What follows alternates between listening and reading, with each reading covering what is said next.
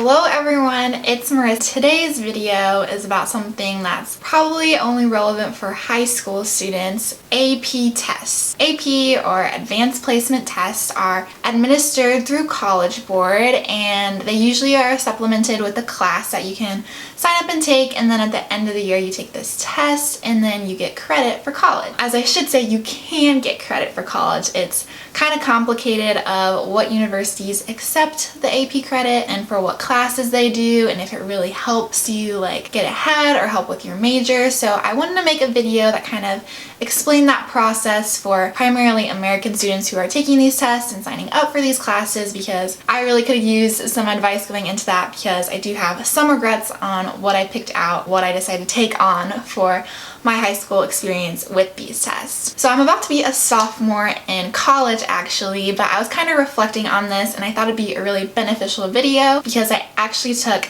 10 AP tests, which is, I think, kind of a lot. I don't really know what the average student usually takes. The classes are usually known for being a little more rigorous. They're college level, so they are going to be a little bit harder. I took a lot, so I figured I could give you guys some feedback on classes and the tests that I did end up taking. Now, it is important to mention that not everybody's class is going to be the same, because obviously we're all going to have different teachers, and I mean, some people don't even take the class, they just take the test. Also, different schools have only certain classes and tests available, so that's something that can really limit students, but hopefully these insights will be helpful to you if you are in the place where you have a lot of opportunities to take advantage of these tests, because it can be super helpful for getting college credit and just prepping yourself for your post-high school education. So jumping right into it, the first AP class I ever took was my freshman year of high school, and it was AP World History. So this was the only option for me as a freshman to take, and I decided to go for it because it's really good to try to take one of these classes your freshman year if you can, if you really know that you are going to go to college and you want to prep for taking more AP tests. Of course, you don't have to, like, not everybody does, but for me it was really helpful to see how that class is set up and then see how the AP tests that you take in May goes, because a lot of the tests are pretty similar. A lot of them have a writing aspect and a multiple choice aspect, so just seeing that and experience it as early as you can is super beneficial. Now, AP tests, if you didn't know, if you're a little bit younger or you know, have never taken one before, it's set up on a scale of 5, so you either 2, 3, 4, or 5. I guess you can get a 1. I don't really know how you would get a 1, but you really want to shoot for a 4 or a 5. 3 is passing, but 4 and 5 is usually what's going to get you like good college credit. Going into this first class and going into this first test, I did not have that expectation for myself. I really just wanted to learn. I love history, so that it was a good fit for me that way, and then seeing how the test just kind of set up and goes, I knew it was going to be beneficial for me. Yeah, I didn't get a 5 on that test for sure. I got a 3, which is passing, so I was pretty proud of myself. But if it's your first AP class, definitely don't put that pressure on yourself. So yeah, I really enjoyed AP World. For my class, it was set up lecture style, so my teacher actually just kind of lectured, had PowerPoints, there was a ton of readings. I won't lie, the tests were super hard. Some of the worst grades I probably got all of high school was with those tests, but my teacher did offer test corrections. There was a lot of ways to bump up your grade. It is a class and a course I feel like you really have to work hard on, so if that's not your thing, then don't sign up for it. The next AP test I took my sophomore year and class was AP US History. So I just really liked history. Throughout school, it was always one of my favorite subjects, and I haven't taken a history class since then. I really enjoyed AP US History. We called it APUSH. It's very different from AP World. So like a little metaphor is that like AP World covers like a mile of content,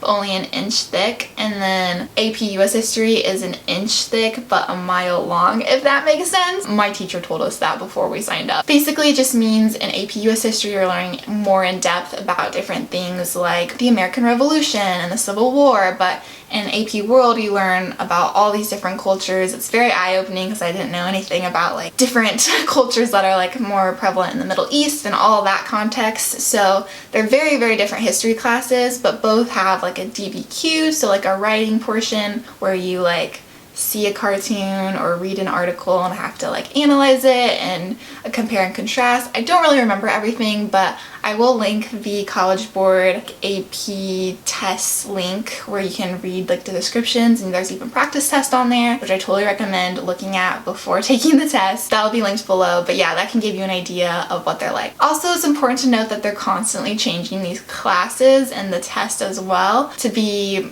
better adaptive for the college life, I guess. The goal that I think a lot of them have is not knowing like, oh, this is the year of the Revolutionary War or whatever. It's more to like analyze different things and problem solve and stuff like that. That's where those tests are moving. That's just a little side note.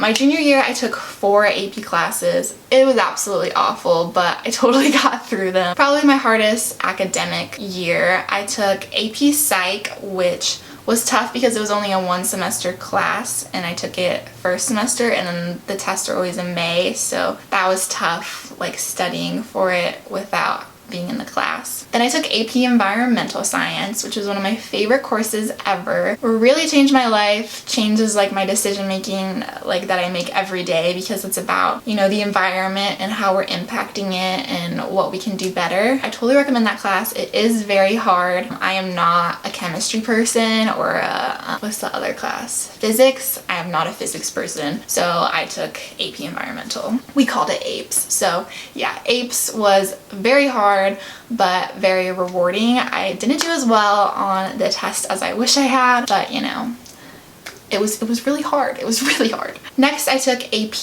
Lit, so AP Literature. This class is kind of known at my high school for being the easier of the 2 English options you have, because you had AP Lit or AP Lang, which is Language and Composition, I think. So I took AP Lit because it was supposed to be a little bit easier, but basically you write a lot of essays in that class, and then there's like readings with questions. So yeah, I didn't find it too difficult. Writing the essays can be kind of frustrating because it's on a scale of 9, and it was really hard to get even like a 7. But I did learn a lot from that class, and personally I loved my teacher in that class, so it was super fun. The last class I took was AP Seminar. This class is not really offered at a lot of high schools, so I was really lucky to have the opportunity to take it. It's basically like a speech class, but like very academic, and you're presenting these presentations, and you have to do them with a team and then by yourself. I knew I was going to be a business student, like I knew for a long time that's what I wanted to do. So taking this class was very helpful for actually my business communications class that I took my freshman year of college. They were literally so similar, so I had a lot of like experience with it, and it made it a lot easier. And to go along with AP Seminar, I had to take AP Research, so this is what helps me get the AP Capstone Diploma, and again, I'll try to link something below that talks about that and explains it a little bit better, but it's something that's only offered at a few schools in the country, so it is like something not a lot of people like have offered to you, but if you do have it offered to you, I would totally recommend it. It's super hard while you're in it. For AP Research, you have to write this huge paper, like that's the whole class is like writing this paper. You don't even take a test. So mine was like, I think it was over 30 pages. Like it was huge. I had so much data that I collected myself, and I had a huge literature review, and you really learn about APA formatting and all this stuff. And if you're into that kind of thing, taking a class like this is super cool, and you get to like work on your own. It's not very dictated by the teacher, like it's all on you. So if you're not very intrinsically motivated, I probably wouldn't recommend it. But if you do know you want to do research one day, or you like doing things on your own, then this is a class that could be super cool for you, and you don't even have to take a test, you just have to submit a paper. Next is AP French. So I took French in high school, if you guys didn't know. I actually went to France with this program through my school. I have all these like France vlogs and a video with my French exchange student. I'll link some below if you're interested, but I was just very involved with that in high school. I was in French Honor Society, I was in French Club, like I just really love the language. But side note, language is super hard for me. Like I just am not one of those people who can like pick it up, and I guess maybe it's because I didn't like study it enough, but grammar is just so hard for me. Speaking, so hard for me. I wasn't the biggest fan of my AP French teacher, so that made it harder too, and I just did not do very well on that test. It was actually one of the 2 tests that I did not pass. So yeah, not a great experience for me. If I could go back, I wouldn't take the test because it obviously wasn't worth it for me. I didn't get any college credit, but I don't regret taking the French classes that I did because it gave me so many opportunities, and I think it's super important to learn other languages and immerse yourself in other cultures no matter how challenging. Throwing that out there. And then the last 2 AP classes I took was AP Microeconomics and AP Macroeconomics. These 2 are 2 that I kind of regret taking, or I don't know. It was just hard my senior year because there's so much going on and I didn't spend enough time studying for the test, so I did not get the scores I wanted to. Even though I went to a state school, which like those are the schools that are more likely to take like the 3s instead of just the 4s and the 5s, I didn't get the credit that I needed to get me out of certain prereq classes. So I actually had to retake microeconomics at IU my freshman year, which was super annoying because I already learned it all. It was basically a whole review for me, but it was honestly even harder because in college, like, you have a huge lecture room, at least if you go to like a big state school like IU, 200 people, like twice a week. It's just really hard to stay on top of things and motivate yourself to get through it. And personally, I'm just not an econ minded person. Like, it's just so hard for me to grasp those concepts. So yeah, I really struggled both in high school and college with this course. And then macro, I again struggled with my senior year of high school. I did not do very well in the class. I really liked my teacher. The test I actually didn't think was too bad, but I did not score very well on it. I actually am taking that class online this summer and trying to get credit for that so I don't have to take it next year at IU because the huge lecture halls and stuff like that just didn't work very well for me. Anyway, that's a big spiel, but I definitely recommend big picture, not overwhelming yourself with too many AP classes. Know what you can handle. Try to challenge yourself, of course, but at the end of the day, I feel like you as a person, as a student, know what you're capable of, what you're going to be motivated to do, what you like. Don't take AP Chemistry just because everybody else is taking AP Chemistry. Put yourself in classes that you actually think will benefit you in the future and try to do super well on the tests. Basically, I just want to say if you do good on those classes and then do good on the test,